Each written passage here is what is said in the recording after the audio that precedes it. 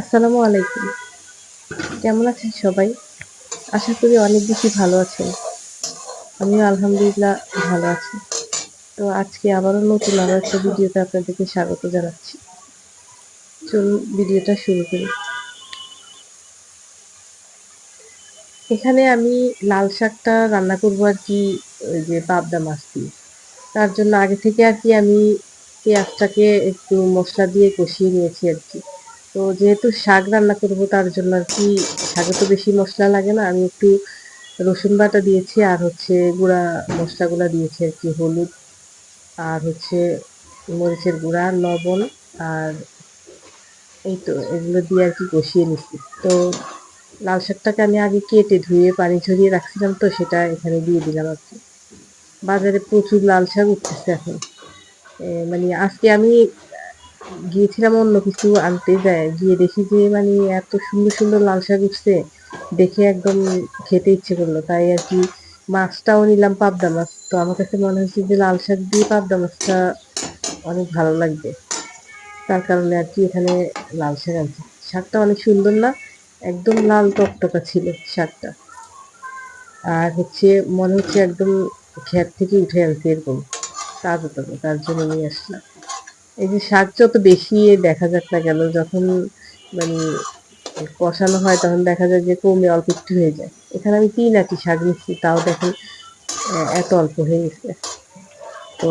এই তো এটাকে আমি এখন মানে একটু কষিয়ে নিব তারপরে আর কি ঝোলের জন্য পানি দিয়ে দিব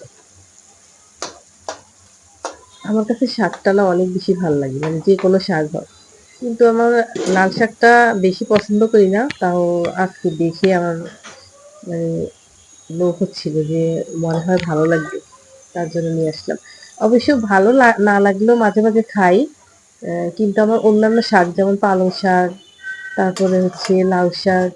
এই মিষ্টি কুমড়ো শাক এগুলো বেশি ভালো লাগে আবার মূলা শাক কুচি করে ভাজি করলে ওগুলো বেশি ভালো লাগে কিন্তু লাল শাকটার মধ্যে অনেক ভিটামিন আছে আমার কাছে অতটা বেশি ভালো লাগে না আর কি তো তাও দুই একবার খেলে ভালোই লাগে তো এখানে আমি আর কি তরকারিটাকে কষিয়ে ঝোলের জন্য পানি দিয়ে দিচ্ছি আর হচ্ছে এখানে আগে থেকে পাবদা মাছটাকে আমি ভেজে রাখছিলাম আর কি তো সেটা দিয়ে দিচ্ছি আর কি এখন ঢেকে রান্না করে দিব আর কি আর চাইলে আপনারা এটাকে মাছগুলোকে কষিয়েও রান্না করতে পারেন কিন্তু আমি ভেজে দিলাম কারণ হচ্ছে আমার বাচ্চারা আবার এই কাটা কাটা লাগে তো ওইভাবে কষিয়ে রান্না করলে সেটা খেতে পারে না এই জন্য আর কি আমি ভেজে দিছি যেন ওদের খেতে সুবিধা হয় আর কি এমনিতে তো বাচ্চারা খেতে চায় না মাছটা তো তার মধ্যে যদি একটু ফ্রাইডে করে দেওয়া যায় তাহলে আর কি ওরা খেতে আগ্রহী হয় আর কি এই তো এখানে আমার শাকটা প্রায় হয়ে আসছে তো আমি এখানে ধনেপাতা কুচি দিয়ে দিচ্ছি আর কি দিয়ে আর বেশিক্ষণ রান্না করবো না অল্প বেশিক্ষণ রান্না করে আর কি ঝোলটা মাখা মাখা হলে নামিয়ে নেবো আর কি দেখে মনে হচ্ছে অনেক মজা হয়েছে খেতে কেমন হবে জানি না তো আজকের মতো এখানেই বিদায় নিচ্ছি দেখা হবে নেক্সট কোনো ভিডিওতে